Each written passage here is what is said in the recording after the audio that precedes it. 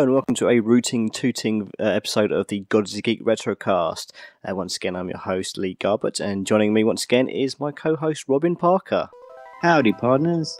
So, as you can probably tell, we've gone a bit Wild West this week, and we're playing a game that I know is very close to Robin's heart, and that's Sunset Riders. Sunset Riders is one of my all-time favourite Konami games. One of my, they were masters of the arcade sort of side-scrolling action shooter, and this was definitely one of my favourites they ever did.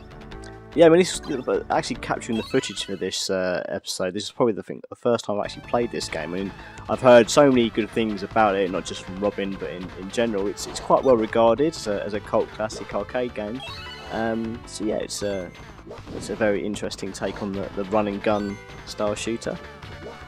Yeah, I mean, obviously it made it onto a few different platforms. It was an arcade game originally, as were most of these Konami shooters, but then sort of it got its home release on Mega Drive and SNES. And I played it on the SNES most of the time, and just from seeing this footage here, you can see there's a few differences between SNES and Mega Drive versions. Most notably, obviously the colour palette differences, which were always the case with SNES and Mega Drive, but level layout is also a little bit different, and you only get to choose from 2 of the cowboys in the Mega Drive version, whereas there are 4 characters to choose from in the SNES version. Okay. I mean, as we saw, there were 2 characters available here, and that was Billy and Cormano. What other characters were in the SNES version? Well, the other characters are basically just copies. I mean, because Cormano is the shotgun man, Billy the pistols man. They have a second pistols man and a second shotgun man gotcha. in the main game. They're more or less just palette swaps, but I suppose it's just to add a bit of variety into it. And if you didn't want to play as a guy in a pink poncho, you could pick to play as someone in a green poncho instead, perhaps. Why wouldn't you want to play with a guy in a pink poncho and a beard? I mean, I must say I was always Cormano.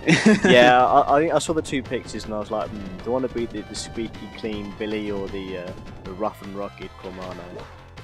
Who always manages to somehow keep his sombrero on. Nice and pink. Yeah. Nice bright pink. That's definitely some early 1990s colour scheming there. Yeah, definitely. They didn't go for accuracy necessarily in this game, but they were always bright and in your face. The Konami games, the sprites were always full of character like that. If it had been really realistic, it would have been a bit drab, really. Certainly. I mean, one thing you can say about this game is that it's certainly not drab. Plenty of colours everywhere, a very, very jolly Wild West soundtrack, and lots of walking into saloons and coming out with a woman on your arm. Yeah, and getting your power-ups, getting your second weapon or your more high-powered ammo. I mean, that's the thing. You'd work to sort of stay alive so that you'd keep your second tier ammo and your second gun for as long as possible.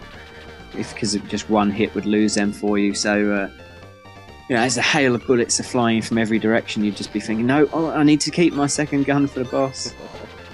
I mean, there are lots of bullets flying everywhere, as you can see, and it employs the usual Konami mechanics of you get hit once, you lose a life, which is I'm not a big fan of that kind of thing, but it was in a lot of games, and especially arcade games at the time, because they were meant to take your money. So yeah, I think the SNES version actually had a slightly larger health bar, I think, so you didn't die quite as quickly. It looks like this Mega Drive one has a bit of a smaller health bar, so maybe a bit less forgiving. Certainly. So we've got the boss of the game. It's always got a bit of blurb to say, and it gives them a bit more character than just a simple laughing boss. But and that's definitely one of my fondest memories of the SNES version was the digitised voice which each boss will speak before they try and attack you. And half the time, the digitised voice was so bad you couldn't really tell what they were saying. Yeah. I imagine you get the same effect by wrapping a comb in sugar paper and yelling through it. Yeah, I mean, this boss, as you'll see now, he's going to come out and spout a line, and definitely when he said that in the SNES version, you could not tell what on earth he was saying.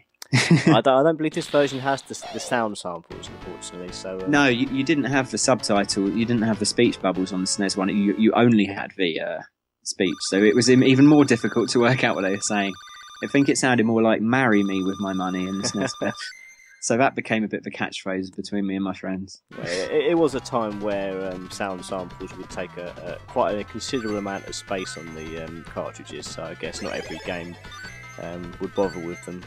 No, I think Mega Drive was less of a supporter of that in general. No. Just in a little bonus stage here, collecting power-ups and keep us well stocked for the next level. Yep, and the more you collect, the more lives you get, which can definitely come in handy at later points in the game. Yeah, this game can get pretty tough. Yeah, definitely. And some of the later bosses, I mean, that's pretty tough. It just what happened there. You think you're going to pick up a power up, and instead you get blown to pieces by a stick of dynamite. Yeah, this level can be pretty tricky. It's every now and then you'll get some sort of pole that knocks you off, like that one there. And then if you get hit by it, and you rarely get a chance to react to it, so you do lose quite a lot of lives cheaply on this level. Yeah, as you just did there. I mean, yeah, you definitely have to have very quick reflexes on this game in general, but this level more than most. I mean, you can get taken out without even a warning, which can be pretty frustrating. But there aren't too many of these levels in the game, to be fair. So it's not. No. And luckily it's an early level, so it's not as hard as some of the other ones. If this had come late in the game, it would have been very, very frustrating. Certainly. When you think about it, I mean, in terms of this Wild West setting, it's not a theme that has really been explored in that many games. I mean, I can only probably think of a handful of games over the last couple of decades that have been like a Wild West theme. And obviously there's Red Dead Redemption and that series. I can think of Mad Dog McCree, Nintendo Sheriff, going back quite a few years. But Gun was another good one as well. Yeah. I mean, but it's all kind of games kind of based around that Wild West thing. You think there'd be more, considering it's a very quite a popular childhood fantasy. Yeah, it's a rich history to draw from, definitely. It is. And it's very unusual that it hasn't been so explored so fully as maybe many others. Oh, but Mad Dog McCree, that brings back memories. Perhaps maybe for another episode. Maybe so. I think I've got a copy of it somewhere, so maybe we'll have to dig that out for the funsies. Yeah. I just remembered another issue, another feature missing from this Mega Drive version is I don't think it was even in the arcades. I think it was added specially for the SNES version. You got little bonus levels between stages, which were almost like a Lethal Enforcer's, straight on first person shooting bonus game. I think you're right about that. Would it let you use the Lethal Enforcer justified guns as well? I think. Oh, possibly. I mean, I wasn't lucky enough to have one of those, but that being another Konami title, it may well have done. No, that wouldn't have surprised me, actually. I do remember hearing something about that. Again, a bit of added value, something different. Yeah, and you could rack up a few extra lives doing that as well. So that was another. Definitely, you definitely wanted to do well on that if you wanted to survive throughout the later levels. Exactly. I mean, this game is a two-player game, and I haven't got someone here with me to play. But Robin, did you ever indulge in some co-op fun with this? Oh, all the time. I mean, I really vividly remember a time where me and my best friend got to the final boss in the game, Sir Richard Rose, in his mansion, which was incredibly tough. And on our last few lives, and you defeat. I mean, not to spoil the game for players, but you defeat him once, and you think that's the end of it. But he happens to throw away his bulletproof vest and comes back. we thought we'd completed the game because we'd beaten him, and he came back and killed us both. And I don't think we ever tried to get back to that end point after that. I think it was too disheartening for us. Yeah, that's definitely a little retro game trope that we can do without the "aha, you didn't kill me after all" shtick. Yeah, so frustrating, because I think to begin with you knock him off his balcony, which is one life, then you knock off his bulletproof vest, which is another, and then you have to kill him the final time, and by that time, of course, you've been rinsed of all your lives. And then the arcade machine, probably all your money as well. Yeah, at least in the arcade machine, you could constantly shove a little bit more money in. Whereas on the SNES one, it would be, you know, you'd eventually run out entirely of lives, and you'd have to start from scratch. Oh, that was painful. Back in the days before any sort of they obviously they could have implemented a password system, but being an arcade adaptation, Konami never really went in for that. The thing I do like about this game is, you know, even though this game is it does have a theme throughout it, the levels are all very unique, all very different. Yeah, it's very good. I mean, each level is more or less based around the character of the boss for that level, and it's quite good. You get to see the wanted poster before to see who the bad guy is. It kind of gives you a clue of what the level is going to be all about. As this one, obviously, at the end you fight an Indian chief, and so you're encountering a lot of Indians in it. And it's a mountainous level, which is completely different from all the previous ones you've gone through. So a lot of variety, and it's constantly an interesting game. I find something always good to look at.